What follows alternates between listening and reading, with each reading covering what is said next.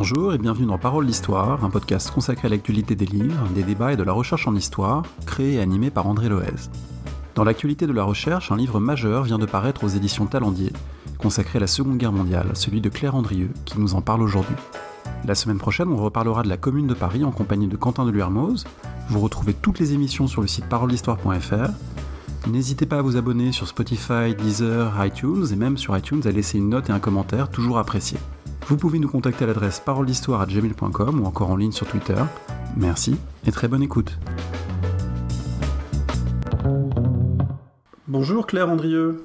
Bonjour. Vous êtes professeur des universités à Sciences Po et je suis ravi de vous recevoir pour parler d'un livre qui est pour moi vraiment un grand livre sur la Deuxième Guerre mondiale, Tombé du ciel, le sort des pilotes abattus en Europe, 1939-1945, publié chez Talendier et Ministère des Armées. Un livre vraiment que j'ai trouvé absolument passionnant et aussi, à mon avis, une grande leçon de méthode. Et vraiment, je conseille à toutes les étudiantes et tous les étudiants qui nous écoutent d'aller voir ce livre pour voir une enquête d'histoire d'une grande qualité. Alors, je suis ravi de vous recevoir pour en parler. Est-ce que peut-être vous pouvez nous présenter en quelques mots, avant de rentrer dans les détails, le projet général du livre, qui part au fond d'une idée assez simple, et on se dit même, c'est tellement simple, il aurait fallu y penser avant, et vous avez eu cette idée de comparer autour d'une même situation. Quel est ce projet ? À l'origine, le projet n'était pas si vaste. Au départ, je voulais, après avoir un peu travaillé sur la résistance des femmes, notamment pour un article qui est paru pour une histoire sociale de la résistance, dirigé par Antoine Pro dans le mouvement social, j'ai éprouvé une certaine insatisfaction quant au niveau scientifique des publications sur ce sujet. Et tout en travaillant sur cet article qui d'ailleurs finalement a été sous-titré, que j'ai sous-titré Perspectives de recherche, je me suis aperçue qu'il existait des sources concernant l'accueil au sol des pilotes alliés tombés en France. Et c'est ainsi que j'ai commencé par aller à Londres pour chercher ces archives, de façon à pouvoir établir de manière beaucoup plus empirique et sûre ce qui se passait au sol quand les aviateurs tombaient. C'était une manière d'entrer dans l'histoire de la résistance qui me semblait beaucoup plus scientifique que de se fonder uniquement sur des récits. Quand il s'agit de témoignages, c'est absolument essentiel, mais ce n'est pas suffisant. Et quand il s'agissait à l'époque, donc là je me situe au début des années 90, il s'agissait de livres à vocation analytique, mais qui étaient encore, me semblait-il, assez peu démonstratifs et un peu trop narratifs. Et donc partant de là, je me suis aperçue que la question de l'accueil des aviateurs donnait aussi le moyen de faire un sondage grandeur nature sur l'action des citoyens pris au hasard et à l'échelle de l'Europe. Et donc j'ai poursuivi pour voir ce qui se passait en Angleterre et en Allemagne en choisissant des pays dont la situation est complètement différente. Alors c'est vraiment cette comparaison qui donne une grande force au livre, à la fois la minutie de l'enquête empirique et puis le fait de mettre en perspective cette comparaison. C'est quelque chose qui a pris beaucoup de temps, vous l'avez dit, il y a une genèse dans les années 1990, il y a un travail ensuite d'archives qui a été long, beaucoup de collègues se souviennent de vous avoir entendu présenter tel ou tel aspect de cette recherche, de vous avoir lu pour des points d'étape. Est-ce qu'on peut donner une idée de l'ampleur de cette enquête, combien de temps ça vous a pris ?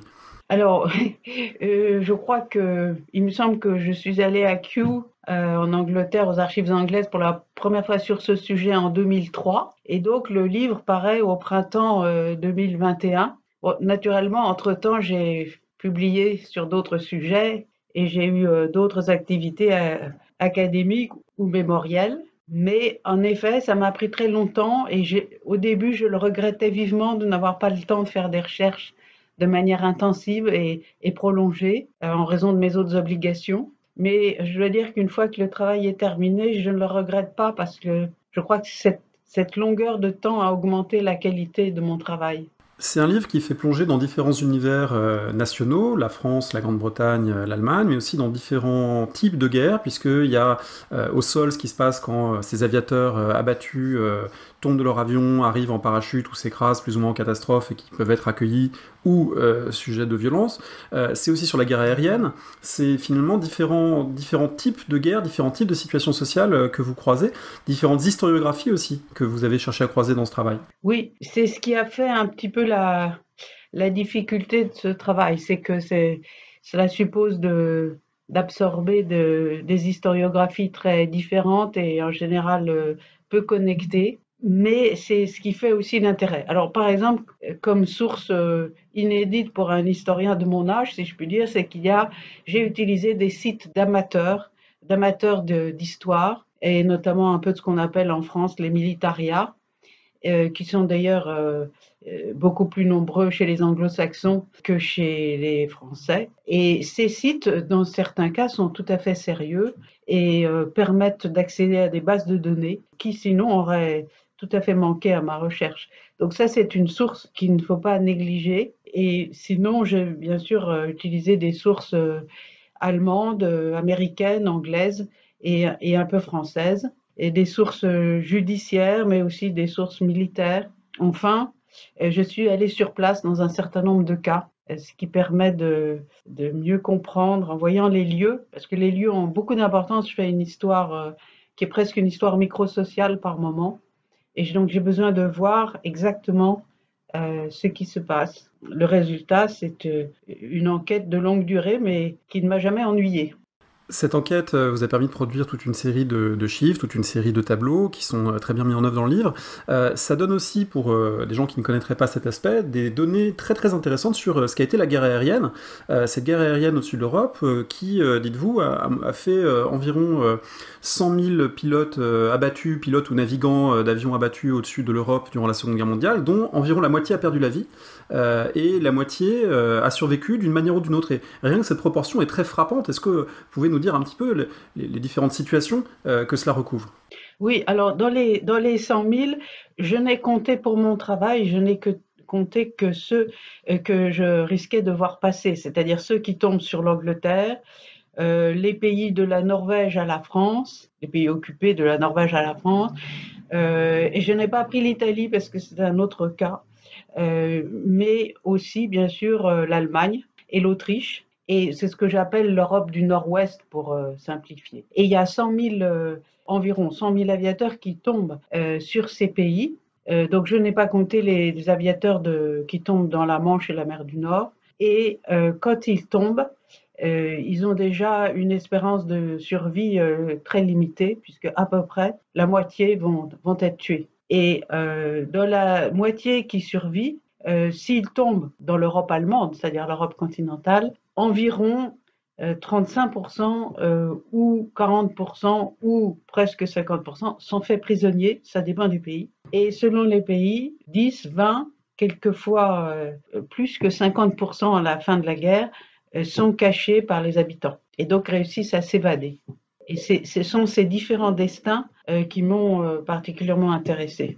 Mais sachant que je me limite au moment où ces aviateurs ne sont pas encore pris par les forces armées du pays en question. Je ne fais pas une histoire des prisonniers de guerre, pas du tout. Je m'intéresse au rapport de la population civile dans ces improvisations vis-à-vis de cet événement inattendu qui est l'arrivée d'un aviateur dans le potager de Madame Michu. Alors c'est un point qui est vraiment fascinant, et toutes ces situations de micro-interactions que vous racontez sont vraiment fascinantes parce qu'elles font penser, quand on a travaillé sur la guerre, à des situations qu'on connaît par ailleurs, la situation de la reddition. Et on sait que se rendre au cours d'une bataille, c'est toujours un moment compliqué parce qu'on sait jamais exactement ce qui va se passer, si finalement on va être fait prisonnier, si quelqu'un va vous tirer dessus sur un malentendu linguistique, etc. On sait qu'il y a comme ça des situations très, très labiles où vraiment la violence peut basculer, les situations peuvent basculer. Et là finalement c'est redoubler cette incertitude par le fait qu'on a affaire généralement non pas à deux armées face à face, mais à des militaires qui effectivement tombent dans la campagne généralement et font face à des civils, et du coup ces civils peuvent être très très incertains sur la conduite à tenir vis-à-vis des militaires. Avant de rentrer évidemment dans les spécificités nationales, qu'est-ce qu'on peut dire sur ce moment particulier de la rencontre, de la découverte d'un aviateur en parachute ou abattu ou sortant d'une carlingue, et sur la difficulté que ça présente? Ça pose une question en droit international. Et je ne suis pas sûre que ce soit véritablement fixé aujourd'hui, parce que, a priori, un aviateur en détresse qui saute en parachute, donc c'est donc un homme sans défense, et il va se rendre, même auprès de civils. Mais dans les faits, c'est pas toujours comme ça. D'abord, les aviateurs de la Luftwaffe étaient très souvent armés. armés d'un simple pistolet, mais c'est toujours une arme. Et il semble bien qu'au moins en 40, quand ils tombent en France, ils sont persuadés qu'ils vont être immédiatement rattrapés par leur armée terrestre, et donc ils se défendent. Et les citoyens envahis, à ce moment-là, contre-attaquent. Et donc l'arrestation est en général mouvementée. En revanche, si l'aviateur tombe en Angleterre, alors il tombe notamment pendant la bataille d'Angleterre, là c'est le même raisonnement, mais à l'effet inverse, c'est-à-dire qu'ils sont persuadés qu'ils vont être rejoints très bientôt par le débarquement allemand en Angleterre, et comme l'Angleterre est une île, c'est pas la peine de se défendre. Donc ils se laissent prendre sans difficulté, et les arrestations sont pas toujours, mais en général paisibles. Arrestations par des civils, quelquefois par des mères de famille ou par des baigneurs au bord d'une piscine, voilà, quand la bataille aérienne se déroule dans la journée. Donc on a des cas de figure assez différents. Et en revanche, en Allemagne, la situation évolue très fortement à partir de 1943. Mais jusqu'en 1942, inclus les citoyens ou les sujets du Troisième Reich laissent faire l'armée, parce que c'est son rôle, l'armée, d'arrêter les pilotes ennemis. Et on se rend compte dans ces épisodes que souvent un certain nombre de réflexes qu'on pourrait penser des réflexes naturels d'aide à quelqu'un en détresse arrivent, c'est-à-dire que en Grande-Bretagne on va faire du thé à l'aviateur, même ennemi abattu.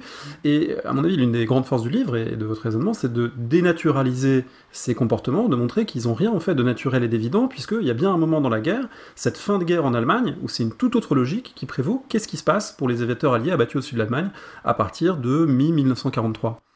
Alors, il se passe que l'attitude de la population civile devient extrêmement agressive, et que des violences sont commises et de véritables lynchages, euh, lynchage au sens français du terme, c'est-à-dire qu'ils ne sont pas tous meurtriers, ils ne conduisent pas toujours à la mort des aviateurs, mais probablement dans la moitié des cas. Et ce sont des lynchages improvisés par les civils qui agissent en liberté, en plein air, de manière collective. Par conséquent, là aussi, il me semble que c'est un bon sondage au cœur de l'Allemagne sur ce que pense et ce que fait une partie de la population allemande. Donc cette analyse-là, je ne suis pas la première à avoir fait cette remarque sur le comportement des civils allemands. En revanche, je suis peut-être la première à souligner la participation de la population allemande. Il y a déjà un historien allemand qui l'a fait dans un article il y a quelque temps, mais à l'époque, il n'avait pas toutes les sources dont je dispose. Et là, c'est un débat, parce que pendant longtemps, on a rapporté cette violence civile allemande à l'intensité des bombardements. Moi, je déconnecte les phénomènes et je considère qu'il y a un élément, il y a un moteur particulier, et ce n'est pas l'intensité d'un bombardement qui provoque des comportements meurtriers accompagnés souvent d'atrocités. C'est là, je pense, l'un des apports de mon livre. Alors je pense que c'est important d'insister sur ce point, de souligner ce point, parce que effectivement, quand vous dites c'est pas le bombardement qui provoque la violence, ça veut dire qu'aussi sur le plan de la lecture des comportements individuels et des comportements sociaux, on sort d'une vision mécaniste qui est on subit la violence, on exerce la violence, où il y aurait une forme d'automatisme, d'immédiateté de la violence exercée parce qu'il y a une violence subie. Pour qu'il y ait cette violence subie, il faut aussi qu'il y ait un codage social et politique des comportements, et ça c'est le cœur de votre projet qui est, dites-vous, de repolitiser la lecture de la guerre, repolitiser les comportements des civils. Il n'y a rien d'automatique, ni à nourrir un aviateur abattu, ni à lui taper dessus, mais ça renvoie à des cultures politiques qui se sont construites dans la longue durée, que le temps court de la guerre fait évoluer de façon parfois très, très rapide. Oui, tout à fait. J'avais à un moment donné pensé à appeler mon livre Repolitiser la guerre, mais ça aurait été beaucoup trop large, ça n'aurait pas vraiment dit le sujet précis que je traitais. Mais c'est vrai qu'avec cet exemple, il m'apparaît très clairement que le comportement, encore une fois, improvisé des civils traduit un engagement politique très fort. Et d'ailleurs, ce n'est pas surprenant, c'est hérité du 19e siècle, de la nationalisation croissante de la population, et de l'identification à une identité nationale, et qui fait que le comportement à l'égard des aviateurs qui tombent est directement déterminé, surdéterminé par l'adhésion à une nation et à son régime politique. Et donc, le terme, par exemple, le terme que je récuse en l'occurrence, c'est le terme d'humanitaire. Ce n'est pas un comportement humanitaire que de cacher des aviateurs alliés dans la France occupée. C'est un comportement guerrier. Et la violence qui se répand dans l'Allemagne nazie à partir de 1943, c'est une violence nazie. Ça n'est pas une violence tout court. Et la relative distance et retenue avec laquelle les Britanniques accueillent les pilotes allemands, là aussi, c'est un acquis démocratique et culturel. C'est ça que je crois qu'il est important de souligner après une période de, je crois, plusieurs décennies où on a plutôt tendu à s'intéresser au caractère commun des nations en guerre, à juste titre d'ailleurs, mais au point qu'on a parfois oublié que ces nations en guerre sont habitées d'une population qui est très engagée. Et c'est intéressant aussi parce que ça montre que les rapports sociaux à l'intérieur de chaque nation ne sont pas exactement les mêmes. Entre, par exemple, les directives de Goebbels, ministre de la propagande, qui va insister sur finalement une forme de violence nécessaire à la radicalisation de la guerre totale à la fin de la guerre, et donc des directives qui sont appropriées par la population parce que ça correspond à un horizon d'attente, ça correspond à une manière de vivre le quotidien nazifié. Et en France, inversement, lorsque Philippe Henriot prend la parole à Radio Paris pour dire que les aviateurs alliés font du mal, etc., il a beau utiliser un vocabulaire qui est par certains côtés du même registre, il n'est pas du tout suivi de la même façon que peut l'être Goebbels, parce que la société n'est pas réceptive de la même manière. Autrement dit, c'est pas simplement un mécanisme qui viendrait du haut vers le bas, d'injonction des dirigeants qui façonnerait la société, mais il y a aussi une forme d'autonomie sociale par rapport au discours des dirigeants. Oui, tout à fait. Et la comparaison aide à prendre conscience de ces phénomènes. Et la France est le pays d'Europe, probablement le deuxième pays le plus bombardé après l'Allemagne. Bon, les historiens discutent, est-ce que c'est l'Angleterre, est-ce que c'est la France? Bon, ça a tout de même fait environ 60 000 victimes dans chaque pays. Et pourtant, en France, on ne trouve aucun lynchage d'aviateurs alliés, et même ils sont cachés, c'est-à-dire que les habitants de la France prennent un risque très grand pour leur liberté et même pour leur vie, en cachant les aviateurs qui arrivent avec leurs bombes. Pour la France, c'est très intéressant de voir qu'en tout cas sur ce terrain-là, sur ce sujet-là, les injonctions j'allais dire, des deux autorités, Vichy d'un côté, Vichy à sa façon d'un côté et les Allemands à leur façon de l'autre, ne sont absolument pas entendus par la population. C'est-à-dire ce que disent les journaux publiés n'existe pas.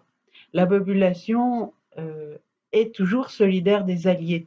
Et c'est un cas j'ai envie de dire, de résistance non seulement nationale, mais culturelle. Et là, le régime politique, la propagande, n'a aucun effet.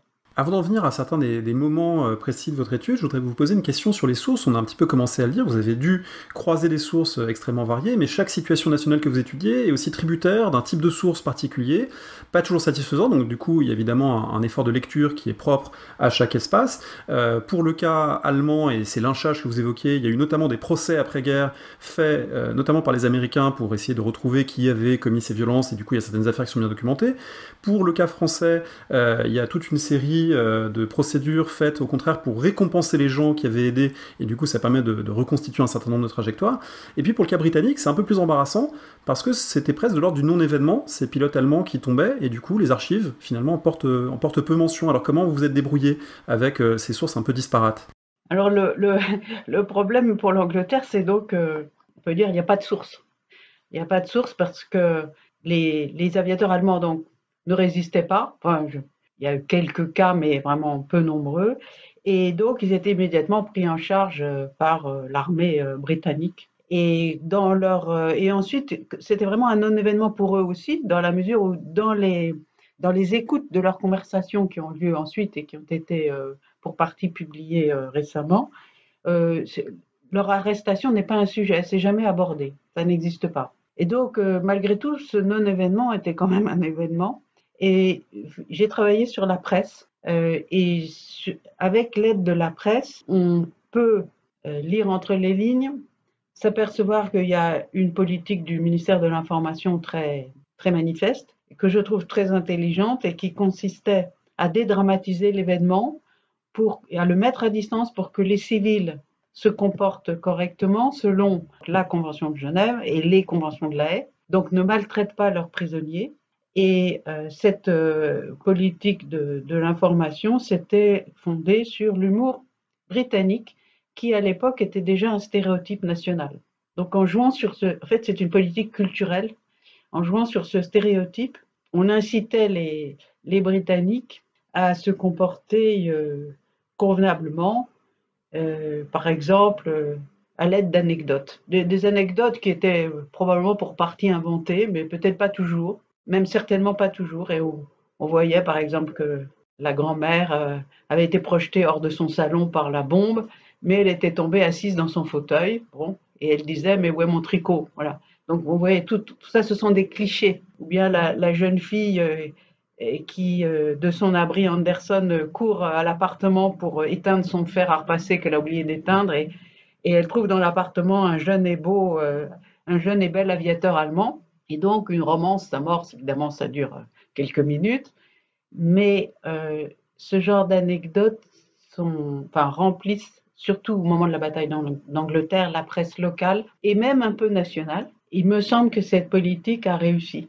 Plus le fait que les Britanniques se sentaient probablement à l'abri derrière leur fossé anti-char de 25 000 marins. Mais c'est intéressant à étudier. Alors vous rappelez évidemment que la situation n'est pas la même que la situation d'invasion vécue en France en mai-juin 1940, et que du coup cette distance aide aussi à dédramatiser certaines situations, mais que c'est pas que du stéréotype, c'est pas que de l'anecdote inventée, puisque il y a quand même des récits notamment de pilotes allemands. Vous citez l'exemple très intéressant de Franz von Vera, qui a été capturé en Grande-Bretagne, qui ensuite a regagné l'Allemagne, et il a raconté comment il a été traité, et finalement son récit était tellement positif pour l'accueil des Britanniques que les nazis n'ont pas tellement pu l'exploiter d'un point de vue propagandiste. Oui, son récit n'a pas été publié parce qu'il il racontait ses évasions. Il a essayé de s'évader, si je me souviens bien, 3 fois en Angleterre. Et c'était un garçon très, très dynamique et qui aimait beaucoup s'amuser. Il faisait ça, il s'évadait presque pour rire, si vous voulez, pour le plaisir. Et à chaque fois, il est rattrapé et ça se passe très bien. Et justement, on lui offre un thé chaud, on le réconforte. Et la dernière tentative d'évasion était très, très audacieuse. Il a réussi à arriver jusqu'au cockpit je ne sais plus, d'un Spitfire, je crois, ou un Hurricane. Mais au dernier moment, il a été découvert. Et alors, les aviateurs de la base à partir de laquelle il essayait de s'envoler l'ont très chaleureusement félicité. Well done. Donc, c'est un état d'esprit très particulier que le Franz von Vera a voulu faire connaître une fois qu'il était revenu en Allemagne, mais il n'avait pas compris ou il était un peu naïf et son récit n'a pas été publié. Cet épisode, ou ces épisodes de la bataille d'Angleterre, ils sont intéressants aussi parce qu'ils vous conduisent à dialoguer avec tout un questionnement historiographique qui a été très fort en Grande-Bretagne dans les années 2000, qui était finalement de revenir de façon critique sur les images tout à fait évidentes, en particulier en France, quand on songe à Churchill, de la bataille d'Angleterre, de la bonne humeur et du flegme britannique sous les bombes. Et un grand nombre d'historiens ont quand même été amenés à revoir cette image, à montrer que c'était plus compliqué, qu'il y avait quand même des inégalités sociales, que tout n'était pas simple, qu'il y avait quand même aussi des gens qui étaient défaitistes, même si c'était une minorité. Donc c'était un débat très important. Du coup, l'accueil des pilotes allemands vous conduit à relire ce débat et à montrer que l'image communément admise de la bataille d'Angleterre, sur ce point-là, elle tient plutôt, malgré les révisions historiographiques. Oui, tout à fait. Le débat historiographique en Angleterre a commencé dans les années 70, d'ailleurs exactement comme en France. Et comment dire, pour moi, c'est un phénomène de génération ou de cycle de l'historiographie. À ce moment-là, en France, on commence à donner au gouvernement de Vichy et à la collaboration une place de plus en plus importante dans l'histoire de la guerre. Et bien, en Angleterre, on n'a pas de gouvernement de Vichy, on n'a pas de collaboration, mais on a une population qui adhère plus ou moins au combat mondial et qui parfois fait des grèves à connotation pacifiste, qui accueille plus ou moins bien les enfants réfugiés des villes, qui se comportent plus ou moins bien à l'égard des maisons évacuées, c'est-à-dire qui procèdent à des pillages. Donc l'image idéale d'une population anglaise exemplaire se trouve, disons, entachée à partir des années 70, c'est sûr. Et le fait est que, pour ce qui est de mon sujet, l'accueil des pilotes allemands en Angleterre, je retombe sur l'image positive de la bataille de l'Angleterre, effectivement du flegme britannique, de l'humour britannique. Je retombe sur des stéréotypes qui, en l'occurrence, me paraissent avérés. Alors ce qui est passionnant, c'est que dans certains cas, ils sont avérés, dans d'autres cas, le travail de comparaison et le travail empirique permet de montrer qu'il y a des stéréotypes qui ne fonctionnent pas.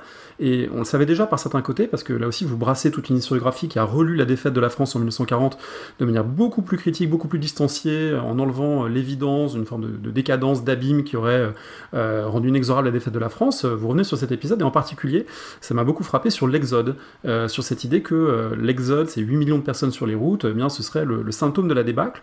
Il faut, dites-vous, le relire, et notamment ce qui se passe autour des pilotes et des aviateurs permet de le relire. Expliquez-nous de quelle façon. Oui, parce que quand on regarde l'accueil fait aux aviateurs allemands, donc en avant du front, le front avance très vite, mais quand même il tombe souvent en avant du front, on s'aperçoit que l'accueil n'est pas chaleureux du tout, et il est même relativement agressif. Comme les pilotes de leur côté sont agressifs, si vous voulez, ça donne lieu à des incidents violents. Et il y a même quelques pilotes allemands qui perdent la vie dans ces incidents. Et donc, ça donne une image de la population comme tout à fait combative. Donc, on ne voit pas la débâcle. Et par ailleurs, partant de là, j'ai un peu relu la bibliographie sur l'Exode et sur le fait, et j'ai remarqué qu'elle évolue depuis quelques années. Et que les poches de résistance sont mises en avant, ou en tout cas mentionnées. Et il m'a semblé qu'il y avait là le début de l'essor d'une nouvelle historiographie. Alors, ça peut se décliner de plusieurs façons. D'abord, on a un élément très important, c'est qu'en juin 1944, et puis en août 1944, la France a subi 2 autres invasions. Et ces invasions ont été accueillies à bras ouverts. Et il n'y a pas eu 8 millions de Français qui fuyaient vers l'Allemagne pour échapper aux Américains et aux Anglais, ni à la France libre. Il y avait Céline et quelques autres qui sont allés vers Sigmaringen, mais c'était évidemment, pour des raisons idéologiques, un micro-groupe. Voilà, et c'est pas eux qui ont encombré les routes. Donc c'est déjà, je trouve, un fait majeur qu'il faut mettre en avant. Il n'y a pas de symétrie entre l'invasion allemande et les débarquements alliés.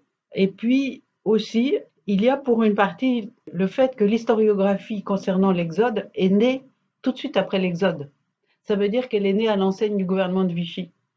Et par conséquent, le jugement moral sur l'Exode, il est, alors peu ou prou, connoté par un climat d'ordre moral, de mise en cause de la République, de la jouissance excessive, des loisirs, etc. Et c'est pourquoi je pense qu'il y a matière à reparler de l'Exode, et de montrer à quel point l'expérience, alors surtout en France et en Belgique, alors en France, l'expérience de 1870-73, la première occupation allemande, en Belgique et en France, les occupations de 14-18, avaient laissé des souvenirs épouvantables. Et par conséquent, les populations ne fuient pas dans la panique, mais elles fuient de manière tout à fait raisonnée. Oui, vous écrivez, ce sont des fugitifs et non des fuyards. Et oui, exactement. Et pour beaucoup, ils savent ce qui fuit, parce qu'ils ont déjà l'expérience, et bien à juste titre, quand on connaît la suite de l'histoire. On en vient à ce qui est sans doute l'un des points clés du livre, qui est ce passage sur l'accueil et l'aide fournie aux aviateurs tombés au-dessus de la France occupée. Et c'est clé là aussi parce qu'il y a encore une autre série de questions historiographiques que vous rencontrez, qui ont trait notamment à l'ancrage social de la résistance. Alors c'est un débat, on a déjà eu l'occasion d'en parler à ce micro, notamment en parlant de l'œuvre de Pierre Laborie, qui s'inscrivait fermement du côté d'une résistance ancrée dans la société française de façon large, et pas d'une résistance réduite à ses organisations les plus visibles possible et ces organisations militaires, eh bien vous retrouvez à travers la question de l'aide cette idée d'une résistance massive, massivement diffusée, qu'il ne faut pas lire uniquement au prisme des organigrammes que l'on peut mettre en avant parce que les réseaux et les mouvements finissent par se construire et se consolider au fil de la guerre, mais quelque chose qui est beaucoup plus diffus socialement et qui a un caractère véritablement massif d'aide aux aviateurs alliés. Oui, tout à fait. Les Américains, les Britanniques, après la guerre, ont voulu remercier ces helpers. D'autres, tout de même, environ 13% avaient été déportés dans les camps de concentration, et ce qui fait un taux de mortalité assez élevé. Et puis certains avaient été fusillés, même en France même. Donc ils ont voulu les remercier, et ils ont fait une enquête, en partie fondée sur les témoignages des aviateurs et des soldats d'ailleurs qui avaient réussi à s'évader de France, et une enquête qui a été, comment dire, qui s'est déroulée en France même. Et là, en additionnant et en enlevant les doublons, on obtient environ 34 000 helpers pour la France, et environ d'ailleurs 150 000 à l'échelle de l'Europe. Donc c'est un véritable phénomène européen, cette aide aux Alliés. Et ce qui m'a intéressé dans ce travail, c'était de reconstituer, d'isoler, de montrer le dessin de la naissance de la résistance. Avant qu'il soit question de résistance, avant qu'il soit question d'organisation de quoi que ce soit, que se passe-t-il sur le terrain? Et j'ai trouvé que, en tout cas pour ce qui est de la France, on assiste à un phénomène de résistance de masse. C'est-à-dire que dans les manuels, ça se voit aussi du côté allié, dans les manuels d'évasion qui servaient à former les pilotes, on les prévenait que en France, ils seraient aidés à 90%, 99%, ça dépend des manuels. Et c'est un fait. Et donc, je pense qu'on peut parler d'un véritable phénomène de masse. Un phénomène de masse où les femmes sont extrêmement présentes, notamment du fait évidemment de la captivité d'un grand nombre d'hommes, mais pas seulement, parce que elles vont jouer un rôle très souvent d'intermédiaire pour amener de la nourriture, pour cacher, pour accueillir, pour convoyer jusqu'à la ville la plus proche, jusqu'à la gare, etc., etc. Et là aussi, il y a eu traditionnellement une sous-estimation des femmes due à des questions de sources, due à des questions de mode de reconnaissance dans l'histoire de la résistance. Votre livre montre qu'il faut revoir à la hausse la participation féminine, encore une fois à la base, dans ce caractère d'aide massive aux aviateurs alliés. Oui, il faut revoir le rôle des femmes. Il faut aussi revoir la façon dont on écrit sur... et on lit encore l'organisation recrute des femmes, et ce genre de phrase n'a aucun sens. Les femmes se recrutent elles-mêmes, et il n'y a pas d'organisation qui existe quelque part, et il n'y a pas d'organisation qui affiche qu'ils embauchent. Donc le phénomène de la résistance est tellement particulier que je crois qu'il nécessite un petit effort d'écriture. Là, pourquoi les femmes jouent un rôle essentiel, vous l'avez dit, c'est en raison des fonctions d'hébergement. C'est aussi parce que, comme convoyeuses, elles inquiètent moins, elles attirent moins les soupçons de l'ennemi que les hommes. Et c'est pourquoi elles ont un rôle essentiel. Et une autre raison s'ajoute, c'est que au début de la guerre au moins, plus d'1 million d'hommes étaient retenus prisonniers. Donc la population locale était très féminine. Et comme les femmes ont besoin d'aide, malgré tout, elles se font aider de leurs enfants. Donc les enfants sont aussi impliqués dans la cache des aviateurs alliés. De ce fait, c'est une activité tout à fait familiale. Donc c'est une dimension familiale de la résistance, une dimension aussi qui démultiplie les souffrances si l'occupant exerce sa répression, parce que la souffrance se concentre sur des grappes familiales. Vous avez évoqué ce rôle de convoyeuse, il faut peut-être prendre des exemples concrets pour dire comment ça se passe, parce qu'il y a une durée de ce séjour en France. Un aviateur abattu, par exemple, au-dessus de la Normandie, eh bien, va être ensuite caché parfois durant des mois avant que de proche en proche et par des réseaux d'interconnaissance, on arrive à contacter des gens qui peuvent le faire passer jusqu'à une ville, puis évidemment jusqu'aux filières qui, elles, se sont plus ou moins constituées durant la guerre, qui permettent d'avoir des voies plus sûres d'évasion, en particulier vers l'Espagne. Hein, c'est vraiment l'une des grandes destinations, c'est la Catalogne, la région de Perpignan, puis l'Espagne, afin d'essayer de regagner ensuite la Grande-Bretagne. Et parfois, il faut 2 mois, 3 mois, et même parfois 2 ans, 3 ans pour des pilotes abattus au début de la guerre. Donc là, il y a une dimension très concrète de cette expérience, qui est aussi compliqué pour ces gens qui aident, parce que nourrir un grand gaillard américain caché dans sa ferme, ou même une équipe d'un bombardier de 7 ou 8 personnes cachées dans une grange, à une époque où le ravitaillement évidemment est très précaire, c'est tout sauf simple. Oui, oui, ça fait partie aussi des éléments qui permettent de montrer l'engagement que représente l'hébergement d'aviateurs. Euh, En moyenne, il me semble avoir calculé que un aviateur reste 3 mois en France. Et 3 mois, ça fait 3 fois 3 repas à multiplier par autant de jours. Et c'est donc une présence qui a un coût économique tout à fait manifeste. Ce coût repose sur les familles. Il repose ensuite, au bout d'un certain temps, les alliés financent les filières.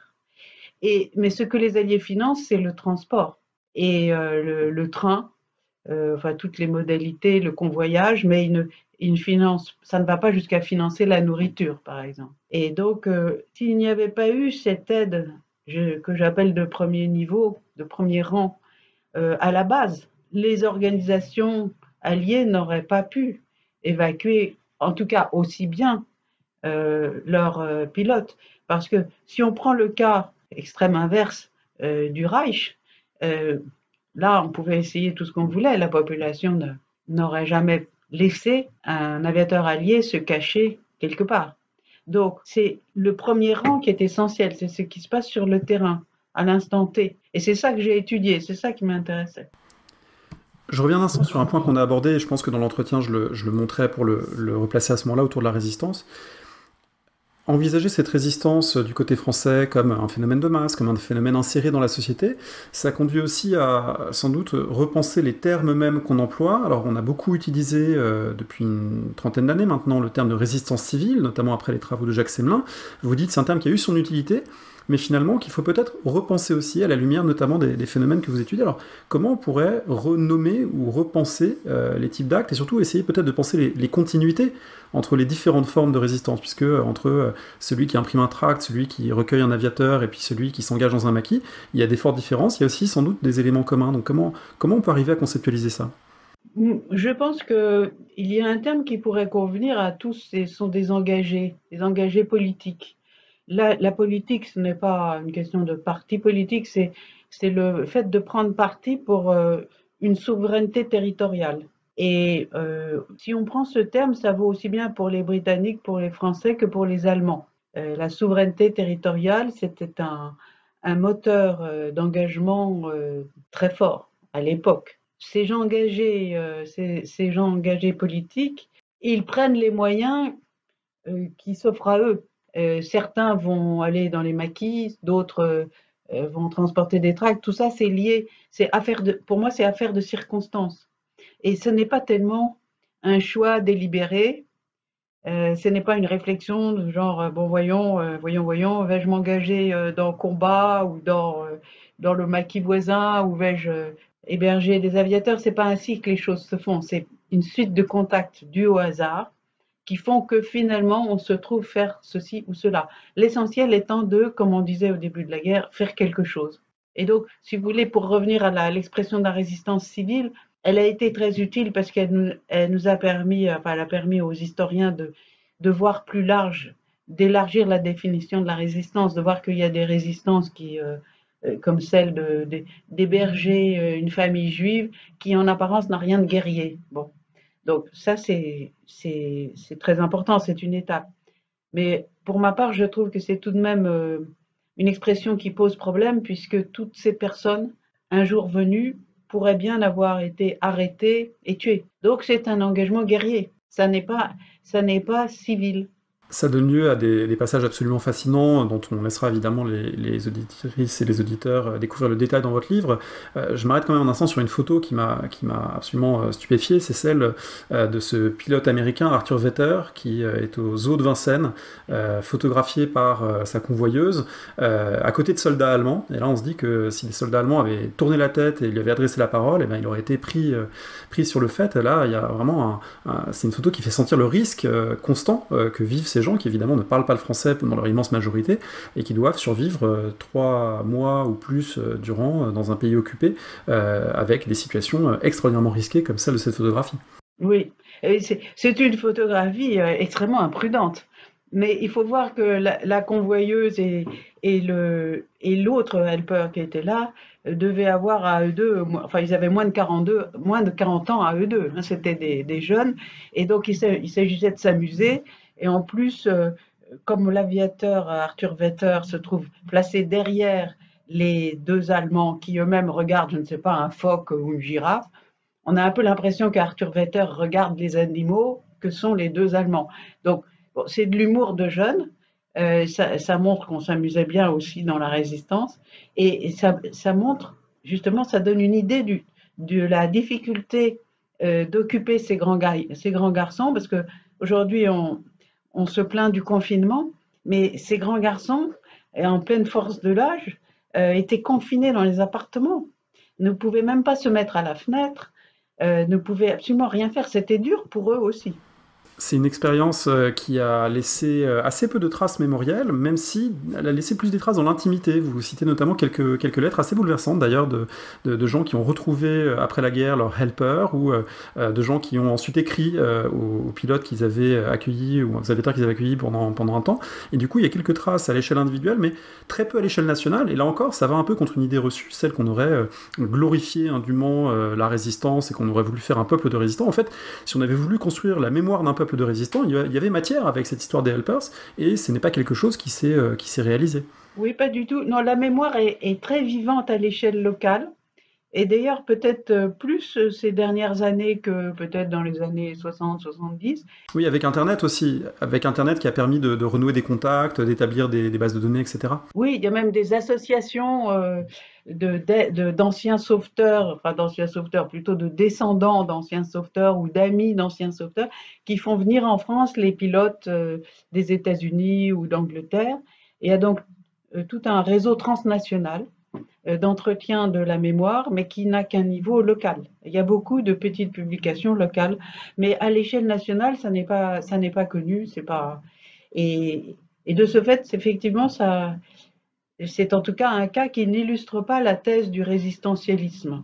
En vous lisant, et en lisant notamment les passages qu'on a un peu commentés tout à l'heure sur les lynchages d'aviateurs alliés au-dessus de l'Allemagne, des lynchages généralement adossés à l'idée que ce sont des bombardements commandés par les juifs, que les pilotes sont entre guillemets des nègres, parce qu'il y a tout un imaginaire raciste nazi qui s'est déployé à plein régime dans les dernières années de la guerre, je me suis demandé si il y avait la moindre donnée sur ce qui aurait pu arriver à des aviateurs russes tombés proches du front Est, si on savait finalement ce qu'il en était pour d'autres zones qui ne relèvent pas exactement des mêmes logiques que vous avez étudiées, mais qui sans doute aussi ont pu susciter le même type d'acte. Oui, au départ, je pensais inclure la Russie dans mon travail, mais mon ambition a été un peu surdimensionnée. Donc j'avais commencé à lire là-dessus. Malheureusement, les pilotes russes, quand ils tombent, s'ils tombent ils sont immédiatement tués, très sévèrement, sauvagement tués. Et je crois que l'inverse est vrai. Donc les choses se passent bien plus violemment entre la Wehrmacht et l'armée rouge. Là, il n'y a aucun respect des lois de la guerre. D'ailleurs, du côté allemand, comme vous savez, les prisonniers soviétiques ont été affamés et donc exterminés par ce moyen à hauteur de 2 à 3 millions d'entre eux. Et donc, les pilotes soviétiques qui tombaient dans les lignes allemandes, ils ne survivaient pas longtemps. Derrière cette violence, on perçoit aussi parfois en filigrane d'autres logiques qui sont celles de la période, qu'on a parfois du mal à se représenter tant l'aviation est devenue incontournable et tant on a aussi vu de films avec des avions et des parachutistes de la Deuxième Guerre mondiale. C'est quelque chose d'assez nouveau à l'époque. Les parachutistes en particulier, c'est quelque chose qui suscite tout un imaginaire. Il y a une forme de fascination aussi pour les hommes qui tombent du ciel. Ça suscite des rumeurs, ça suscite des émotions également pour les enfants français qui, comme ça, découvrent ces gens, ou pour les morceaux de parachute qu'on peut collectionner. Donc il y a aussi en filigrane un rapport à ce type de guerre qui se laisse percevoir dans les sources. Oui, parce que l'aviation était un phénomène tout à fait nouveau. Hein. L'aviation, les premiers avions, comme vous le savez, c'est le début, les années 1900. Les premiers avions de guerre, c'est la fin de la guerre de 14. Enfin, du moins en Europe, parce qu'il y a eu aussi en Libye, les Italiens ont commencé à utiliser des bombes en 1911, mais sinon c'est la guerre de 14. Donc c'était très récent. Le premier parachute qui laisse son parachuté vivant, c'est 1918. Donc c'était très nouveau. C'était fascinant pour les petits garçons, même pour les filles, les enfants. Ils dessinaient pendant la guerre. Les enfants de tous les pays ont dessiné des avions. Appris à reconnaître l'avion au bruit de ses moteurs, enfin dans tous les pays. Et donc il y avait une aura de l'aviation et qui faisait que même, comment dire, si c'était un pilote ennemi, par exemple, je prends les Anglais recevant des Allemands, il y avait une espèce de prestige qui entourait l'aviateur qui arrivait, comment dire, sur un cheval merveilleux. On était encore dans le merveilleux. Donc ça a servi, comment dire, l'intérêt que les populations ont porté aux aviateurs jusqu'à un certain point. Alors on comprend qu'il y a encore bien d'autres aspects du livre qu'on n'a pas exploré. Je peux vraiment que recommander chaudement la lecture à tous ceux et celles qui nous écoutent. Est-ce que pour prolonger cette discussion, il y aurait une œuvre ou un travail que vous voudriez citer, sachant que dans le fil de la discussion, il m'est revenu en tête la scène récente d'un film sur la Première Guerre mondiale, le film de Sam Mendes, 1917, au cours de laquelle on voit un avion allemand abattu, des soldats britanniques qui l'aident, et puis le pilote qui tue l'un des soldats. Et donc là, on a une sorte de micro-situation qui rappelle un petit peu, sous forme fictionnelle bien sûr, mais qui rappelle un petit peu les situations que vous évoquez dans votre livre. Alors quel serait votre conseil pour terminer ? Moi, j'aurais deux conseils. D'abord, de lire des témoignages. Il y en a énormément, des témoignages d'aviateurs. Et les témoignages d'aviateurs sont frappants parce qu'on peut penser que ce sont des aviateurs des témoignages tout à fait désintéressés qui sont écrits quelquefois pendant la guerre, quelquefois après. Et sinon, le meilleur livre sur cette fonction d'hébergement, il a été écrit par un jeune japonais en 1953 qui allait devenir prix Nobel, c'est Kenzaburo Oe, qui a écrit en français, ça s'appelle un mauvais titre, Gibier d'élevage. C'est un très mauvais titre, c'est pas du tout. En anglais, c'est The Catch, c'est déjà mieux, la prise, et c'est l'histoire d'un aviateur africain-américain qui tombe sur le Japon, sur un village isolé, et cela raconte comment les enfants du village vont l'adopter, et ça se termine très mal. Mais c'est magnifique. Merci beaucoup Claire Andrieux. On rappelle le titre de votre livre, Tombé du ciel, le sort des pilotes abattus en Europe, 1939-1945, publié par Talandier, le ministère des Armées. Merci.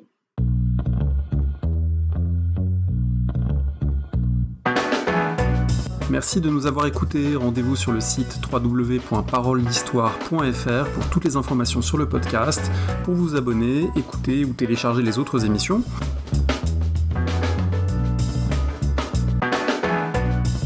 La discussion se poursuit aussi en ligne, notamment sur Twitter. Vous pouvez poser des questions @paroledist et à bientôt pour un prochain épisode.